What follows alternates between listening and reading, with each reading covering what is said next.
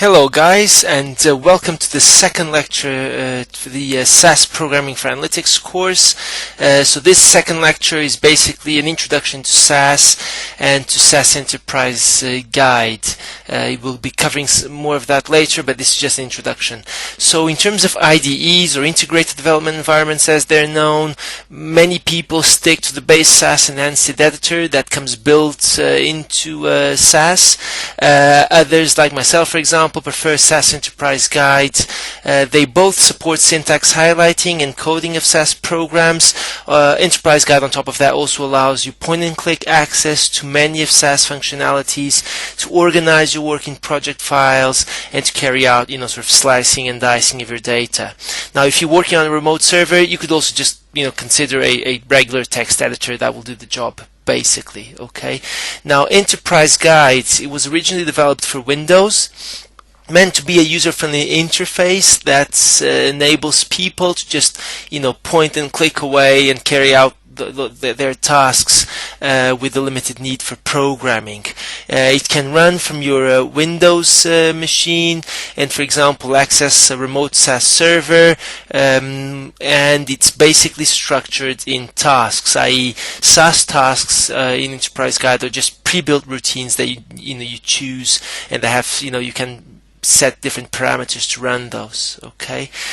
Now, in terms of key syntax, SAS commands are called statements. They end with a semicolon, which will be natural to the ones of you knowing a bit of JavaScript, for example.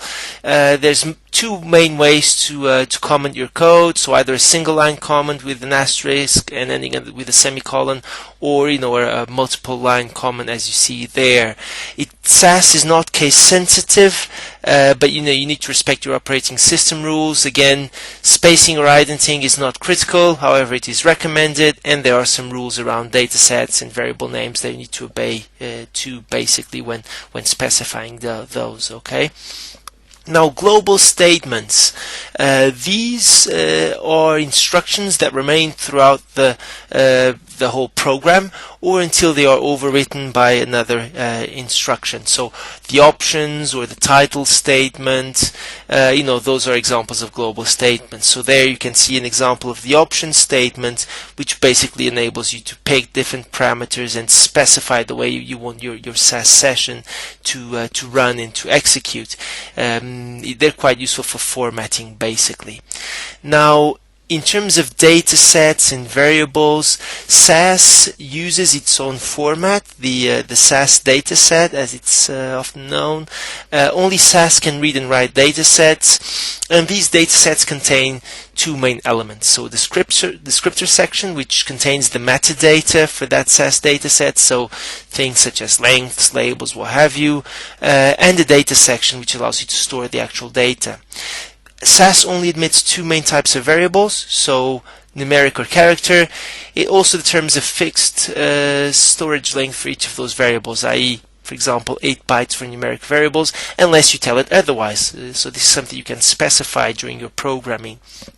So names must begin with a letter or an underscore and cannot be longer than 32 characters. Dashes or spaces are not allowed.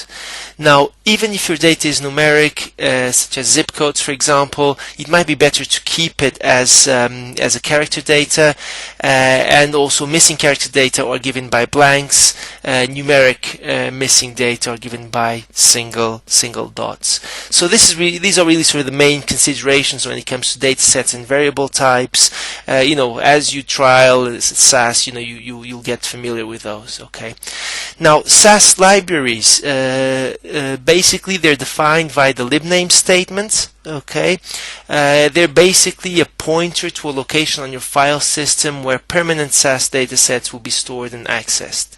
A library is only available for the duration of a SAS session or until it is deassigned, basically. Okay, the work library is used by SAS when a permanent library is not specified, which means that SAS datasets and the work will be lost when the SAS session ends. So make sure you understand how many resources your system allocates to the work library before you run large SAS programs or large jobs. Okay, so in there, you've got an example of a library, so libname Udemy, and then path on your system to the Udemy library, basically. Okay, so this is pretty much all you need to know about libraries. Again, you'll get familiar with this as you go through the exercises and as you get more and more conversant in SAS. Okay, so data and proc steps. So SAS programs, they are saved with the SAS extension, and SAS datasets are identified with the SAS7B DAT extension. Now, within a SAS program, or inside a SAS program, there are data steps and procedure steps. Data steps read, write, and create and modify datasets. Proc steps perform operations on those datasets, often statistical routines or what have you. SAS processes each data or proc step completely before moving to the next one, and this is important. It's the procedural nature of SAS. Okay, in terms of data step processing, it's important that you understand that SAS processes the data steps run by line by line and observation by observation, i.e. When a SAS dataset gets read into SAS, SAS takes the first observation, runs through the data step, then moves to the next observation, and so on, and it stops when it reaches the last observation. Okay, this is all managed via the PDV, or the program data vector, which is the area in memory that stores information during the execution of that data step. And this iterative nature means that there's an implicit output statement at the bottom of each data step, i.e. SAS data step holds an implicit loop. Okay, now the PDV is basically the area in memory where SAS builds a data set, basically one observation at a time. So going back to this implicit iteration, so the PDV just goes through each of your instructions for each of the observations in the data set and processes those observations one at a time, iterating the internal counter, which is that _n_ variable. Okay, now how does this happen basically? SAS processes the data via two steps, so a compile step or a compile stage, and then an execution stage. So in the compile stage, SAS is basically building the PDV for the variables that it encounters. Okay, so just specifying their type, their length, what have you. So basically making a placeholder for those variables. At the beginning of the execution stage, SAS sets all of the values in the PDV to missing. Okay, and when the first line of data is read into SAS or into the data step, basically this first line gets copied into the input buffer and then onto the PDV. So SAS will process it, it will reach the bottom of the data step where it finds the ren statements, and then the values in this PDV are written to the SAS dataset, to the output dataset, forming the first observation on that dataset. Okay. Now, after the values in the PDV have been set to missing, and the internal counter, that _n_ variable has been updated, the process just continues until all of the observations have been processed by SAS. Okay.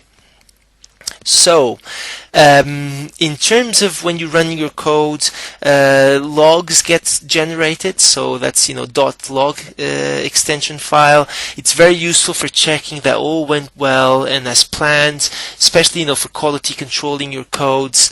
I do advise you to check your notes, your warnings, and your errors, because it really saves you lots of time during your debugging stages. Okay, so again, SAS logs are very important. They should be the way you QA code, not just looking at your SAS program, but actually at your SAS log. Okay. Now, during this session and the accompanying enterprise guide session, we will be going through your first SAS task, where the aim is to basically import this product master file and generate frequency values for each of the product categories on that file. Okay, so basically we start off by specifying the data, so the product types data. We then specify via an in file statement where our file is, i.e. it's a CSV file called product type. In its file, you can find this file with say for SAS, you can find it under this path, okay? We specify that, see, the delimiter sensitive data, so that's the DSD, stands for delimiter sensitive data, and the DLM, sorry, it's just basically the delimiter that is being used for that data. Okay, you then tell SAS that the first observation is the second one, because in this particular case on that product type.csv file, the first row is basically the a header with the variable names. So you need to tell SAS, using this in file statement, a different set of parameters to access that file. Okay, you then use a length statement to specify the two variable lengths, i.e. we will need more than 8 bytes for these variables, so we need to tell that to SAS. So we need to tell SAS, hey, allocate more space for those variables. Okay.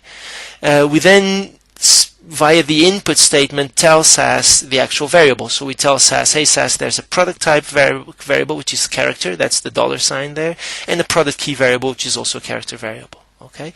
We write a run statement, and we have basically our data step finished. Okay, so this is just really the first bit of the task, which is reading the data from that product type.csv file into the SAS dataset product types. So we then need to carry out the second bit of this task, which is to get the frequencies of each product type. So we specify via the title statement the category frequencies. That's just need to help us follow along our code. We then use procfrec, which is basically a routine that computes frequencies under SAS. We tell it the data can be found under the product types dataset, i.e.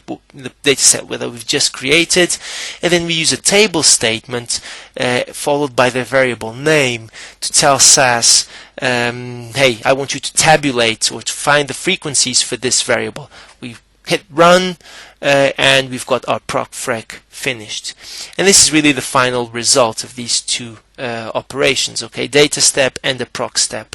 We get this where you basically have product type, biscuits, bread, what have you, and their frequencies, i.e. how many of each, how many products under each type of product have I got on that file. So that's basically your result, really. So that's really just a quick introduction to a first SAS task. Really just taking you through the ins and outs and how to, the type of structures that you will find as you program in SAS. So hope that's been really useful to you, and I'll see you in the next lecture. So thanks a lot, guys.